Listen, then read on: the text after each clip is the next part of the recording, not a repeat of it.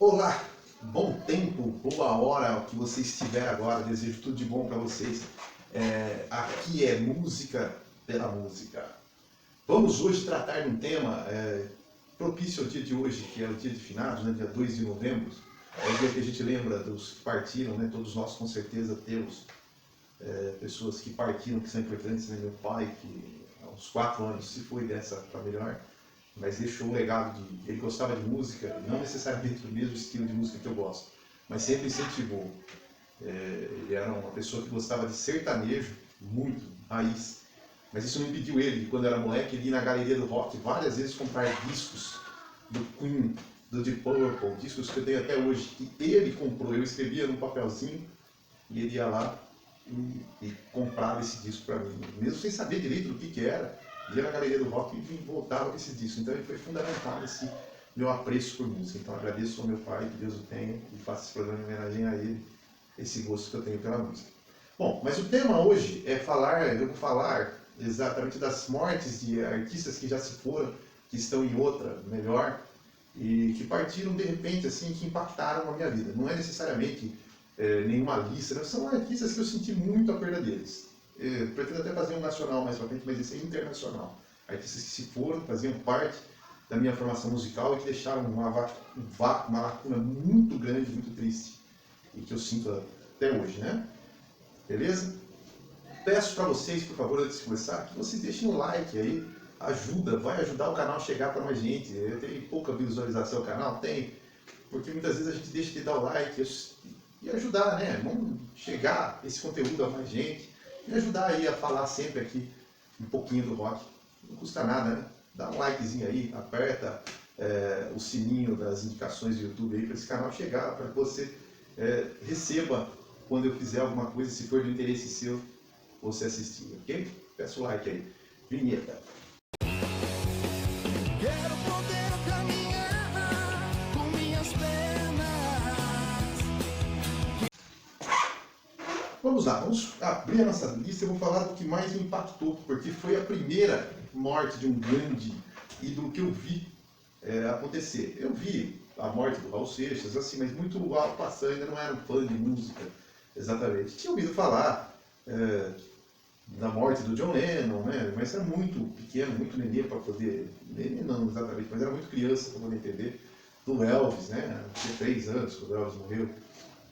Enfim, houveram grandes mortes, mortes importantes, a do John Bonham, do Led Zeppelin, enfim, várias que... Então eu vou comentar das que eu presenciei e já gostava de música e sentia. A primeira foi do Freddie Mercury.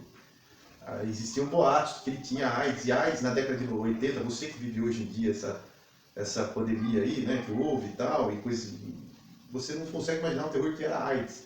A pessoa, no meados dos anos 80 para começo dos 90, era uma sentença de morte você ter o teste positivo para AIDS. E a gente sabia que o Freddie Mercury estava com AIDS, né? Ou se falava, mas nunca houve uma confirmação oficial, assim. Né? Até que lá, pelos idos do começo dos anos 90, né, veio a notícia, em 91, né, que Freddie Mercury tinha falecido devido à AIDS, né?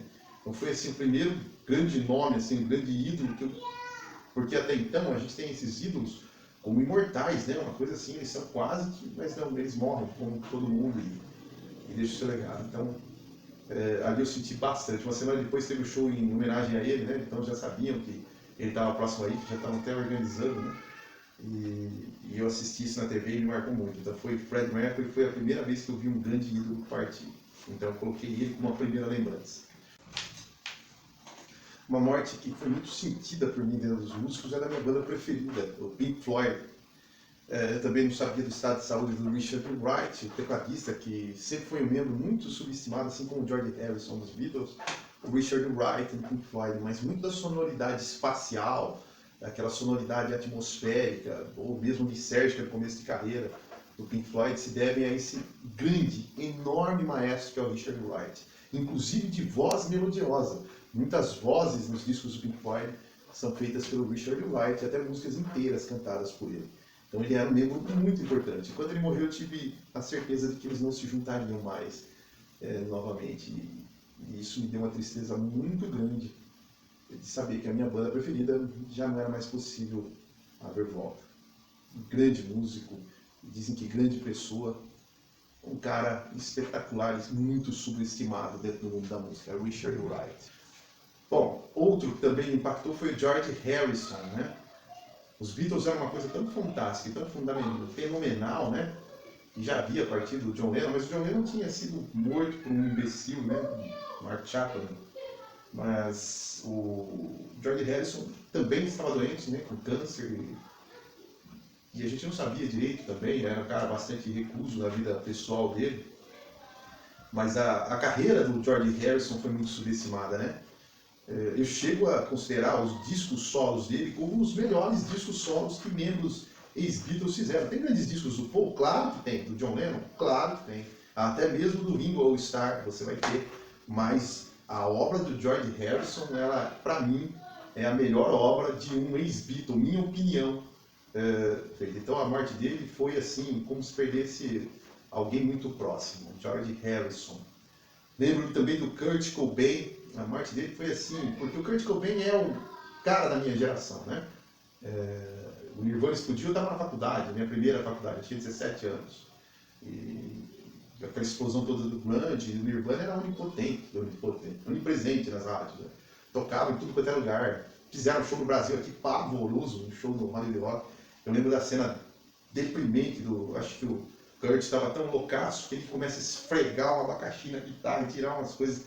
Enfim, não foi o melhor show do Nirvana que eu presenciei na TV, né? Mas era um grande ícone. Quando veio, foi um choque saber que ele tinha citado. A gente sabia que ele era uma personalidade virtuosa, que ele não lidava direito com o sucesso. Embora ele almejasse o sucesso, ele não lidava com as coisas que vinham junto com o sucesso. E muitas letras dele deixavam isso muito claro. E é incrível como alguns artistas eles têm a despedida, né? Ele vinha de uma série, eu acabei de falar de um show horroroso que ele fez no Brasil, né? Mas o MTV acústico do Nirvana está entre os melhores. Se não for o melhor. Acho que o Eric Clapton e o Nirvana dividem na minha preferência os melhores MTV acústicos. Mas ali você já vê um tom de despedida. Pode reparar, é um excelente show, ele canta muito, toca legal, mas meio que vai se despedindo. E até as músicas que ele escolheu para Bad Cover mostram isso, né? Um dia ele resolveu dar fim à agulha da existência dele, né? Um minuto de bobeira e se deu um tiro na cabeça e foi um ícone da minha geração que viveu como um cometa, né? Veio, explodiu, passou e foi embora. Kurt Cobain. Bom, agora eu vou falar de duas influências, porque eu sou vocalista. Eu sou cantador, eu não sei se eu sou vocalista. Vocalista é muito forte para mim, né? Eu sou um cara que ama cantar, humildemente. E tem duas influências que são muito fortes no meu canto, né? Que eu vou falar agora, são dois caras que partiram. Primeiro o Ron James Dio, que para mim foi uma surpresa muito grande, cara. Eu não fazia a menor ideia de que o Dio tivesse com câncer no estômago, que tivesse em estado terminal. Porque ele lançou, primeiro, Black Sabbath, Heaven and Hell. Quem vai falar num disco desse? Você já ouviu, meu amigo? Ouça, porque nada que eu falar aqui vai superar a sua emoção se você gosta de rock de ouvir esse disco, Heaven and Hell. Mas ele já tinha grandes discos com Rainbow, cara. It's Only Rock and Roll. Antes ainda com músicas como Stargazer, Man on the Silver Mountain. Tudo com Rainbow. Depois ele foi pro Sabbath. E depois ele se lançou numa carreira solo maravilhosa, onde se destaca aí o disco Holy Diver, que para mim é um clássico do heavy metal. Esse disco, diferente do que muitos pensam de Iron, de Judas, para mim, esse disco Holy Diver, ele colocou as pedras do que... se ele não é a pedra fundamental, o alicerce do heavy metal, ele é o acabamento do heavy metal, cara. É como o heavy metal deveria sempre ser. Holy Diver, eu digo. E aquela voz, aquela coisa que parecia que saía... Ele era um cara pequeno, mas com uma voz gigantesca, cara. Assim, era inacreditável que aquele fuzeirão viesse dele, uma voz firme, forte, técnica, que eu nunca vi ninguém cantar como ele, né? Vocal olímpico do heavy metal, Ron James Dio. Foi uma morte muito sentida. E a de não muito tempo atrás, né? O Chris Cornell, vocalista do Soundgarden, né? Que já havia lançado os discos magistrais do Soundgarden. Depois ele fez o projeto com o Audioslave, que nada mais era do que Rage Against the Machine, sem o Zach de la Rocha e com o Chris Cornell na voz. O Temple of the Dog, onde ele canta junto com o Ed Vedder, né? E é antes do Pearl Jam, né? Eu já fiz até programa aqui falando disso. A carreira solo dele, ele tem um acústico muito legal, onde ele canta até Michael Jackson, aquela voz dele. Era uma voz, ele era capaz de cantar com uma força e precisão muito grande nos registros agudos, extremamente agudos. Isso é para poucos, porque e cantar com força, porque muitas vezes a pessoa tem o registro agudo, mas ela canta em falsete ou canta limpo, não canta com força. Não, ele atingia, ele cantava com força os registros agudos. Cara, Chris Cornell era maravilhoso. Outro caso de um camarada que, um minuto de bobeira, foi suficiente para ele se dar um tiro na cabeça e partir dessa, cara. E aí a gente se questiona, né? O sucesso é importante? Com certeza é legal, mas e as coisas que vêm junto? Qual é a pressão que esses artistas vivem, né? Chris Cornell. Um artista que não é necessariamente do rock, mas é um artista dos artistas, né? O Michael Jackson. A morte dele foi muito impactante também. Eu estava na faculdade, já tinha o celular na época, essa era a minha terceira faculdade. Aí eu olhei ali, faculdade de matemática. No celular, pô, o Michael Jackson morreu. Cara. Comentando com os colegas, ninguém acreditava, foi assim. Aí quando eu cheguei em casa, só a TV era só isso, ficou o dia inteiro passando o enterro dele na TV. Eu nunca vi isso, uma cobertura desse tipo, cara. O tamanho foi o impacto da morte desse cara. Eu não vou entrar aqui na se ele é bom, se ele é mal, os problemas pessoais que ele teve. Foi um cara que não teve infância, que foi abusado pelo pai. Então, essas coisas criam marcas na psique da pessoa. Então, eu não vou julgar e não vou entrar no mérito do sino, não. Realmente há fortes indícios que ele tenha não agido de maneira correta. Mas aqui eu vou falar só da música. Ele era um artista completo. Completo, cara. Ele dançava, ele produzia, ele cantava. Ele era o showman, cara. E fez muita falta o profissionalismo dele. E marcou muito, né? A ponto da TV ficar um dia inteiro mostrando o funeral dele. E quando o cara é muito grande, as pessoas tendem a não acreditar que ele morreu. É o caso do Elvis, é o caso dele. Até hoje as pessoas criam teorias conspiratórias. Eu vi o Michael Jackson numa loja lá na Birmania. Enfim, é duro acreditar, mas ele morreu. Uma morte aqui que foi sentida na época que aconteceu, eu lembro assim, passou muito batido também, foi bem sentida, do Joey Ramone. Eu tinha aprendido a gostar de Ramones fazia pouco tempo, cara. Aí do nada curti muito bizarro, que eu ouvia muito na faculdade. Aí tinha ouvido um disco chamado Easy Eaters, que ele fazia covers, eu gostava desse disquinho. Aí ele lançou um último, que é a Dos Amigos, né? Acho que é algo assim, alguém me corrija se não for esse o nome, que era também uma despedida. Ele tinha um linfoma que ele não conseguiu tratar. Dizem que era uma pessoa extremamente cordial. Então, assim, uma pessoa amabilíssima, Joey Ramone, das melhores, cara, que se podia ter. Infelizmente partiu dessa muito cedo, mas deixou aí o legado, porque é muito difícil alguém que não gosta de Ramones, né? Agora uma morte que foi demais sentida também, recente, inclusive, é do Ed Van Halen, né? Os amantes da guitarra jamais vão esquecer do Ed Van Halen. Existe a guitarra pré-Ed Van Halen e pós-Ed Van Halen. Ele é um daqueles caras que tem a assinatura, que você pega, você consegue reconhecer a distância. Né? Você ouve a primeira nota, você vai ser Ed Van Halen. São raros os guitarristas que têm essa prerrogativa, tem esse apelo. Ele tinha, cara. Ele se divertia tocando, né? Era cativante ver ele tocar guitarra, porque ele estava sempre rindo, pulando. Era um cara que realmente se entregava para a música de corpo e alma, e a gente via isso na obra dele. Foi muito sentida pelo mundo roqueiro e até hoje muita manifestação. Ed Van Halen marcou muito a partida dele para mim. Por último, para encerrar aí, eu gostaria de colocar a do David Bowie, que foi um artista que eu passei a infância inteira ouvindo, porque afinal de contas minha infância foi nos anos 80. David Bowie nos anos 80, o camaleão do rock, ele já tinha se transformado num artista mais pop e tal. Então, como eu estava começando a gostar de rock, tinha aquela coisa de, para mim, o que não é metal, não é heavy metal, não é hard rock, é porcaria. Então eu tinha um sério preconceito, né? E aí eu vinha conhecer o som dele, já depois e daí eu gostei muito. Discos tipo Ziggy Stardust, The Spiders from Mars, por exemplo, que é um espetáculo de disco. Músicas que, mesmo na fase pop, eu vinha gostar, né?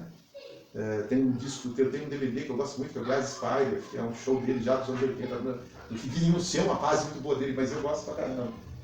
E ele também teve uma doença pesada e lançou um disco, que é o último disco dele, que é o testemunho dele, né? Que ele deixa escrito. Que tem músicas espetaculares e é o requiem dele, né? É a despedida dele. David Bowie marcou muito também.